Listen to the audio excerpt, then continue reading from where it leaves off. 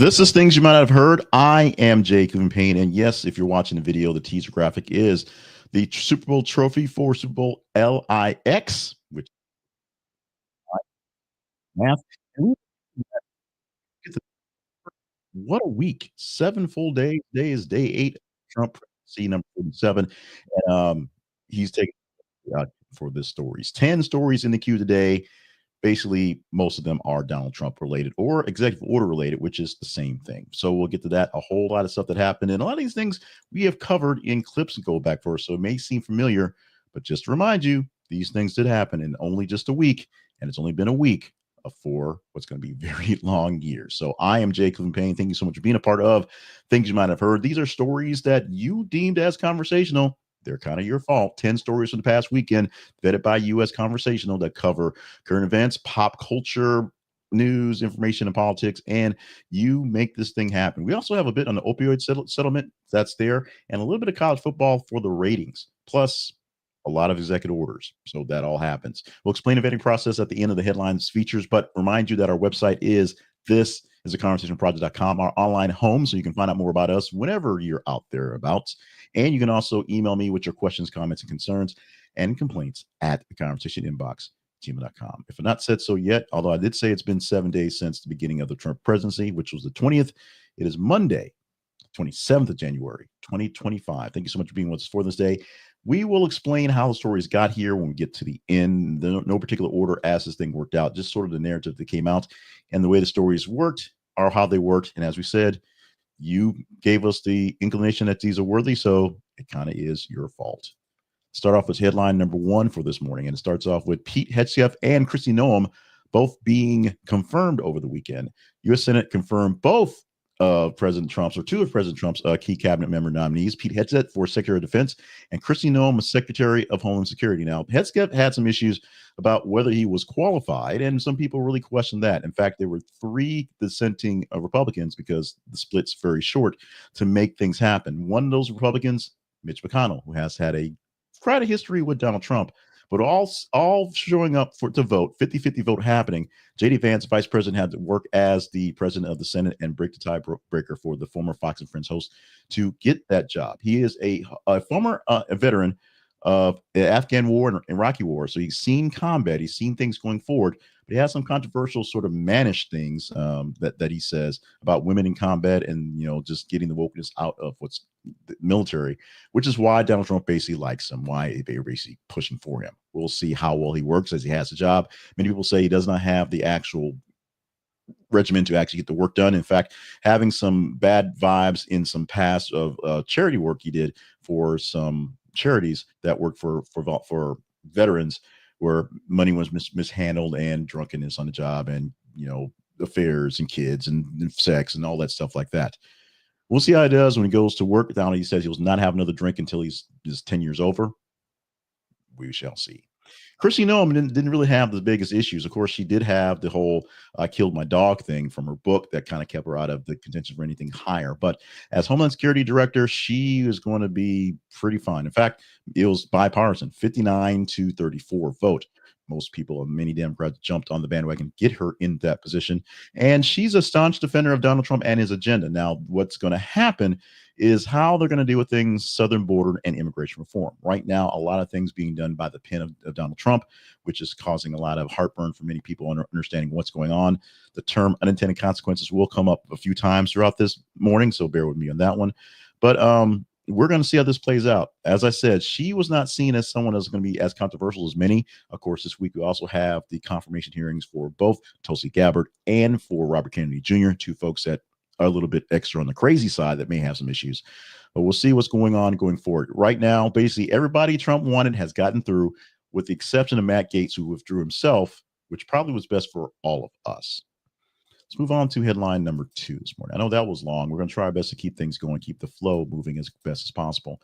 This is not Trump per se, but is a mandate for him being said through the voice as a puppet, no pun intended and no fault intended, for Secretary of State Marco Rubio. He has halted most U.S. foreign aid programs as of literally this weekend. As of the 24th of January, Marco Rubio announced a 90-day suspension of most of the U.S. foreign aid programs, and essentially looking over all of them to initiate a comprehensive review to ensure alignment with the administration's American First policy.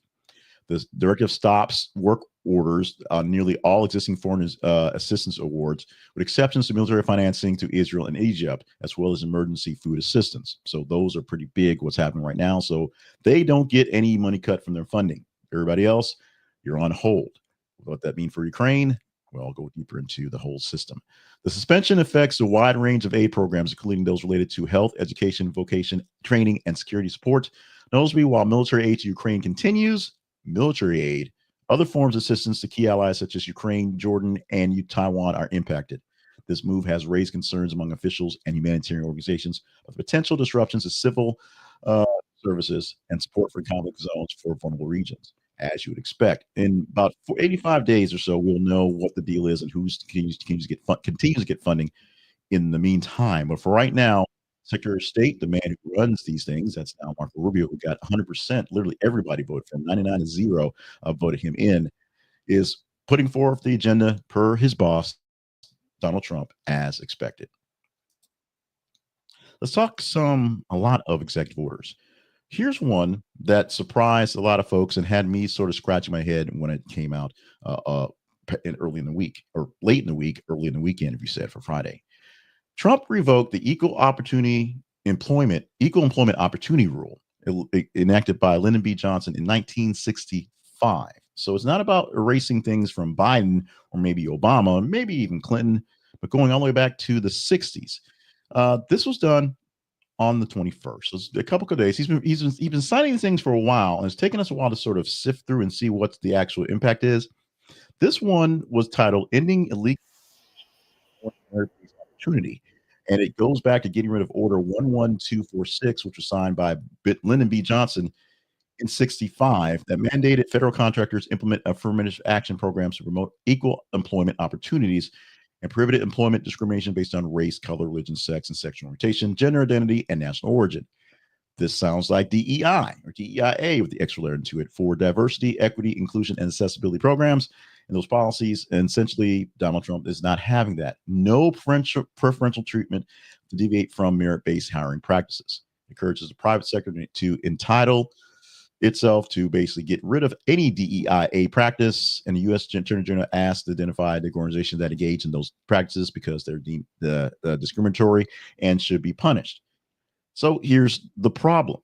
The reason why this thing was put in place, because back in the 60s, many people who were qualified had all the skills and tools to do things that happened to be mostly black, weren't getting jobs because they were just flat out black. And they were getting jobs versus people who were not qualified, basically just sort of just gophered in because they existed, and they were white. So this was a way to literally even the playing field for people who were men, who were black men who can get jobs because it's black versus white men, or women who can't get jobs at all because the men seem to be better. When in most cases, these weren't the firefighters and soldiers they were fighting over jobs. These were just basically managing jobs. So going back to the 60s and eliminating equal rights things from the 60s and civil rights things from the 60s is a problem in my mind. To stay away from some of the extra commentary that I really want to get into, we're going to open up another channel for citizen paying me to talk about the things I really feel about these things. We're going to keep things you might not have heard in Conversation Project 2, conversational stuff. Your conversational pieces of this are very much warranted, but just be wary. I have thoughts, I have feelings, and we're going to start putting more of those thoughts and feelings someplace else. Keep them safe. Let's move on to this headline for story number 4.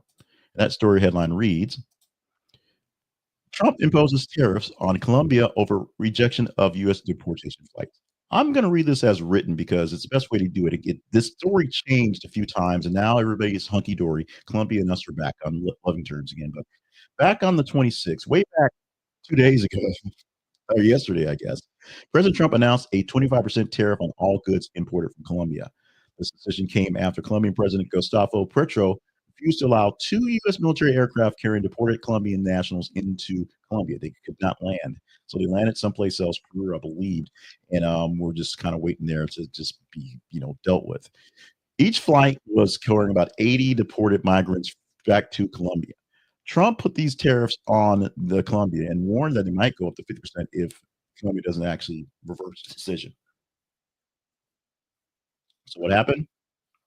They reversed their decision. Also, they were also going to put travel bans and visa reservations and just go all kind of whatever and just make life for Colombians dealing with the United States really, really terrible. So, with all that said, Colombians basically said, "Yeah, we're okay." So, what President Petro said, he wanted to emphasize that everything was done humanely. Everyone was already complaining about the fact they're being put on military jets, just flown out in the middle of nowhere in the middle of the night, just showing up someplace, much like the bus that Greg Abbott did going to the sanctuary cities, if you will. So the presidential plane is going to be sent to Peru, I believe, is where the actually sent where the migrants are sitting, waiting for reporting back to Colombia, and will be brought back into Colombia, and flights will come back in again, essentially making sure that the humanitarian rights of these people coming back into Colombia are taken care of. They're not just thrown in the back of buses and back of planes and just tied up, coming off, just handcuffed. So this is going to happen. This seems like a case where Trump won pretty quickly and the tariff thing worked and scaring folks happen and the deportations are going to keep happening. People are still going to complain about them. We shall see how this thing plays out. Unintended consequences will return into conversations in these executive orders as we continue on. Another executive order to talk about right now. This is the one where Trump signed into. Oops, I think I'm behind on a slide. Apologies for that. Trump signs an executive order promoting cryptocurrency and digital assets development. So, on the 23rd of January, Trump signed what's called Strengthening America's Leadership in Digital Financial Technology, aimed at promote U.S. leadership in digital assets and financial technology. This means crypto, technical currency that technically isn't currency.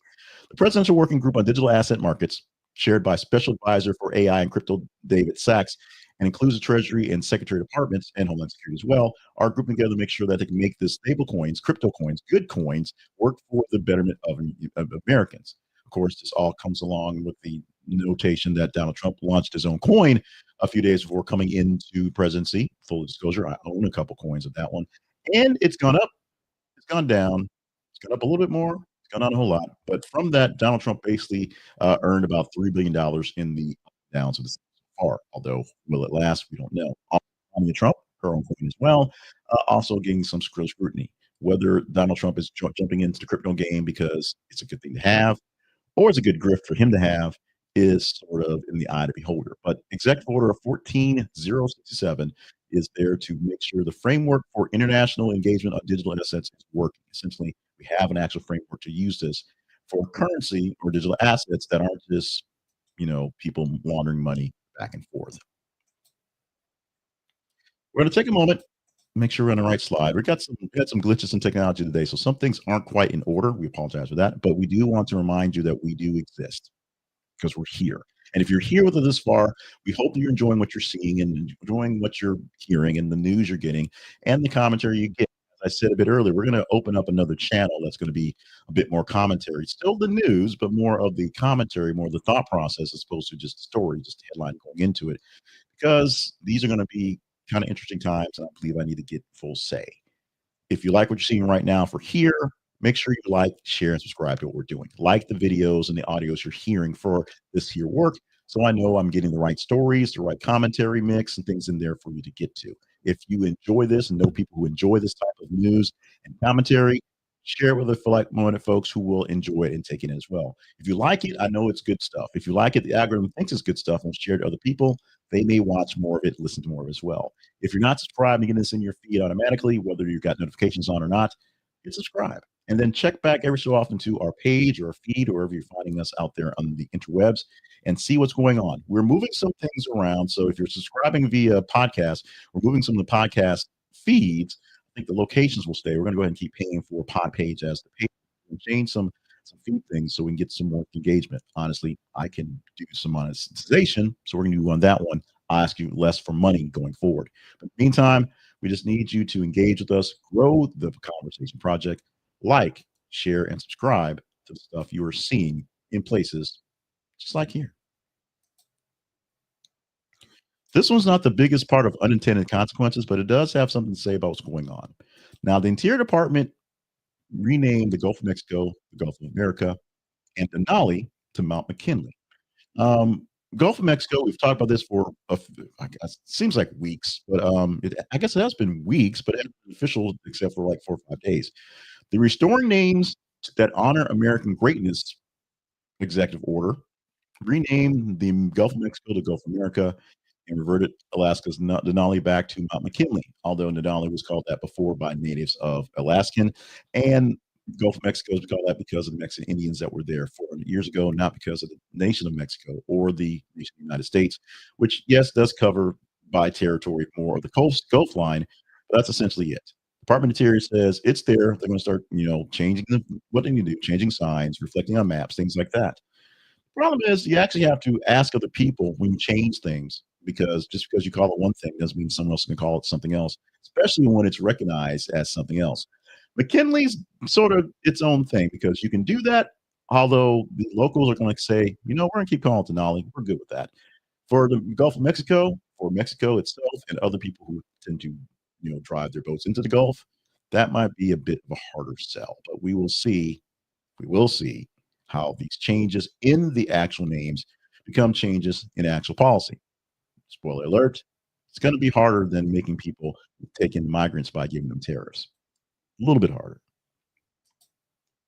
This is the story where unintended consequences really come to head. Now, the headline has changed. The story has changed. The headline reads U.S. Air Force removes course featuring Tuskegee Airmen and female World War II pilots. And they did that because of the removal of DEIA programs for the federal government, Air Force, obviously federal government. So they removed some courses, some videos that included the Tuskegee Airmen and the Women's Air Force Service pilots, the WASP program from World War II. This is in compliance with the executive order, which halted all diversity, equity, and inclusion initiatives. However, they'll be back because they are history and they are actually good for the systems. What they won't be is in the basic training modules for DEI. So the Air Force is actually revamping their programs to teach these things because they're history and they're good history to know. And it's one of those things that we're pretty proud of.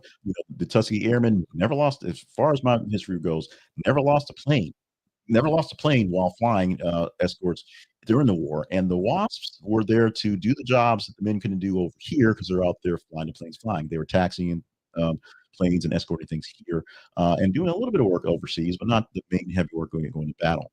So this is something that's going to be worked out eventually. Lieutenant General Brian Robinson, who leads the Air Education and Training Command, confirmed that no trainees would miss the instruction, although one group will have a delay because they have to rework it out of DEI programs and into regular training programs because it's history.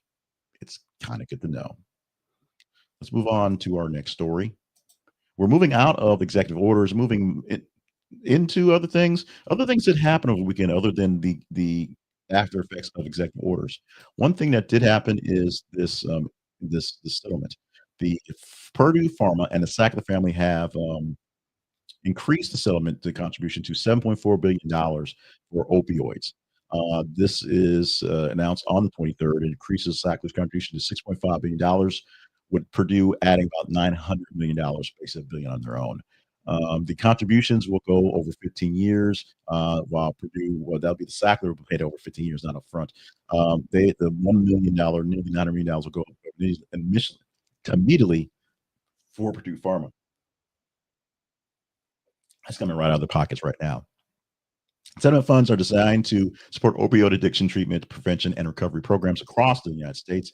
With Sacklers, as part of the agreement, will relinquish their ownership of Purdue Pharma and are prohibited from selling opioids in the United States. That's a pretty good thing. Follows extensive litigation against Purdue Pharma and the Sackler family, alleging that they aggressively marketed OxyContin and other opioids and basically made the opioid epidemic, resulting in 600,000 deaths in the past 2 decades. The settlement was previously $6 billion, and it was rejected by the U.S. Supreme Court with concerns over provisions that would have granted Sackler's immunity from future lawsuits.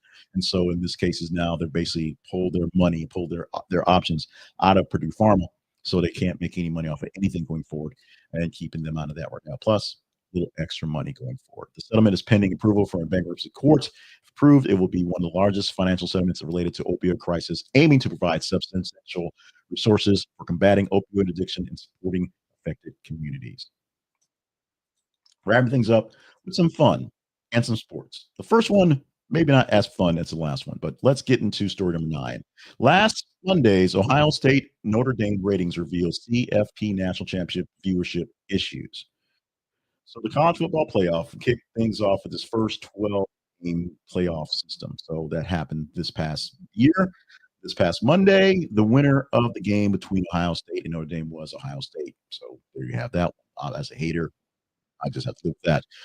It averaged 22.1 million viewers on ESPN.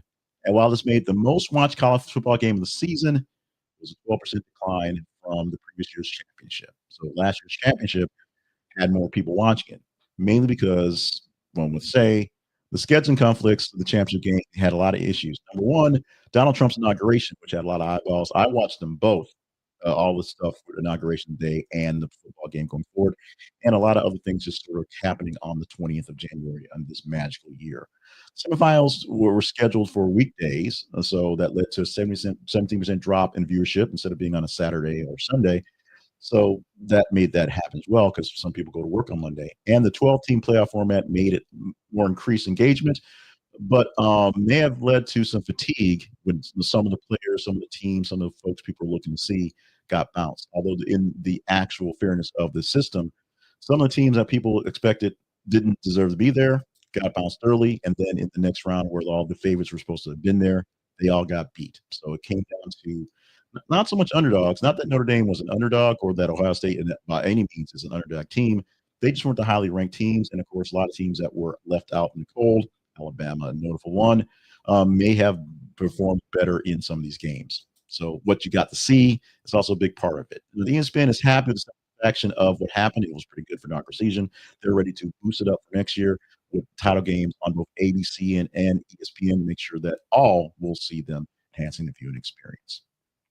And finally, announced yesterday or determined yesterday at the end of the championship games for the AFC and the NFC, we have our matchup for the Super Bowl. Philadelphia Eagles will face the Kansas City Chiefs in Super Bowl LIX, LIX, or 59 if you got your Roman numeral math ready, ready to go. The Chiefs got a win last night over the Buffalo Bills again, and the Eagles were able to smash the Washington Commanders, although Commanders came up with a commanding win to beat the favorite and everybody's lovable team, the Detroit Lions, for their first shot to go for a Super Bowl. They got waxed by the Eagles by essentially Saquon Barkley saying, "I'm playing this game by myself." Sure, let let Jalen Hurts hold the ball. I'm just going to run it and run it in your mouth over and over and over again. It was a bit of a high crunch time deal for the Chiefs to get the win over the Bills because it was a back and forth where the Bills thought they had them this time. February the 9th, 2025 will be Super Bowl 59 happen at the Caesars Superdome in New Orleans. Kickoff scheduled for 5:30 p.m. Central Time, my time, 6:30 Eastern Time going forward. We will see what happens when the Chiefs get a chance for their three-peat, or the Eagles get a chance for their second championship in 4 years, I guess, because it's 2 years back. These are dynasty-level teams. We'll see what happens. Many people think they'll be bored with the matchups. Many people are on the Chiefs hating bandwagon as they are, but we will see because two of the better teams, best teams, if you will, are in this matchup. So it should bring eyeballs, should bring plenty of people watching, and the storylines going forth, including side bets on Taylor Swift will happen. Will Travis Kelce propose at the end of the winning ceremony? Probably not. I wouldn't take that bet, but if you want to make some money, a couple bucks on that one might get you a little cheddar. Let's go to our teaser story right now. Teaser story is a story that's in the queue, story that's ready to be played in just a moment. That if you want to engage in it tomorrow, you simply let us know. You engage in it by going to our feeds on Facebook and X, facebook.com/This Is Conversation Project and x.com/th_conversation. What you do is just look for stories, look for links, look for things we post. Every 50 minutes or so, we post an article that's a newsy thing, maybe a new newsy thing, something that's brand new popping up. Maybe it's something that's been on for a couple days. We just finally got a chance to put in there, or we just understood it as being something that's important. Maybe it's breaking news. Maybe it's Trump signing executive orders. There's a lot of that going on. And you engage in the story. You tell me if it's worthy of talking about. It's simple. You just click the like button, click the emoji face that goes like this. If you're watching a video, that made no sense. Click the appropriate emoji for your feelings on the story. Click the link to read the story, share it with other folks, engage with it in comments on the platform. And the higher the engagement score gets, better you have a chance of talking about it. We had 10 stories today, 10 stories that were for the past weekend. Of the past 90 stories, top 30 stories got a look and pull 10 to give to you. And they were a lot of executive orders just because. It also included one we actually teased, which was the crypto one, promoting crypto to pave the way for it to being an actual digital asset that's worthy of keeping on to. Today, one story that you may want to engage in and one on Costco. They are confirming a switch. They're not changing the prices for the hot dog and Coke. And there I go. The hot dog and soda combo. They're going from Pepsi products to Coca-Cola. Is this a sin for Costco, or is this them basically doing right by Southern people and putting Coca-Cola in their fountain machines? What's your opinion on this one? You let us know by going to the feeds on Facebook and X, engaging the story. The higher the engagement we get, the better chance to talk about this one. Tomorrow and the rest of the week, we'll have 8 stories per day from the top 15, 16 stories of the 30 we get in the day. So if you want this to happen, if you want Fetch to happen, which people keep trying to make happen, that might not go so well, but you want your story in the queue tomorrow, engage in it, and we can do our best to put it in there. There are 15, 16 stories to pick from of the 8, so make sure it gets noticeable based on the other stories. We'll do what we can. We got a little lazy. There were some things happening and some tech glitches and the scripts all over the place and clicking the buttons and getting someplace. So we're sticking with the Friday sponsor. And also because I'm actually having an event to speak on this book tomorrow. So I'm going to probably push it tomorrow and Wednesday as well, maybe all week. But other than being a conversational person, talking about news stories and sometimes talking about them with way too much passion, way too much actual opinion,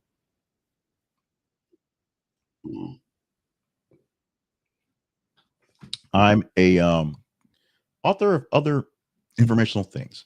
And one thing that I produced this year is a book called 100 Daily Affirmations for Positivity and Confidence. And we spent a lot of time this past year, last 2024. A lot of time you're promoting it, giving you affirmations daily, doing stuff like that. I believe the affirmations work because they work for me. I see them work for the people. And like tomorrow, I'm going to give this speech on how these things actually can work for you. And if they don't, sometimes just letting other people believe they work for them is better than just trying to poo-poo on it and just saying, no, it's all stupid. So it's a book with 100 different affirmations that are written, rewritten, updated, super edited. So they all are distinct. Yeah, at some point in time, they sound similar, but they all are distinct and work for different situations. And what I provide for you is a guideline on how to actually implement them. Each affirmation has some actual reason why you might actually want to push it and believe it, and the right to just change the words as you want to, or write your own affirmations based on sort of the thought process criteria we create in creating the book. It's not that hard. Whatever you do to say something, to put it on a sticky note in your mirror, put it in your lunchbox, put it at your desk to remind you that things can be better. Things are pretty good. Things aren't as bad as they are, and you are on your top of your game will help. Now, the affirmations in the book are much more eloquent, if you will. But check it out as well. It's in Kindle format, it's in paperback format, and it's pretty much anywhere books are sold. But you follow the link we have in this presentation, you can get it from Amazon in Kindle for $5 or paperback for 10. It's that simple. And I'm doing a thing tomorrow where I'm going to try to get someone to get a recording of it and we'll get some clips of it, and so I can share it on my social media. Me doing a thing tomorrow. So if you're in North Little Rock at 12:30 on tomorrow, then hey, stop by the AW Young Library at Shorter College and listen to me talk a little bit. Otherwise, we'll get some clips up forward to see going forward.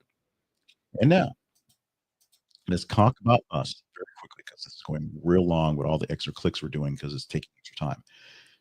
This is a conversation project. This project here, and this thing we're providing here is called Things You Might Have Heard. And it's meant to be a news update sort of program. It's supposed to be news with a slight bit of commentary because I want you to comment on it. We want this to be a conversation on what you think about the stories that you deem worthy of talking about going forward.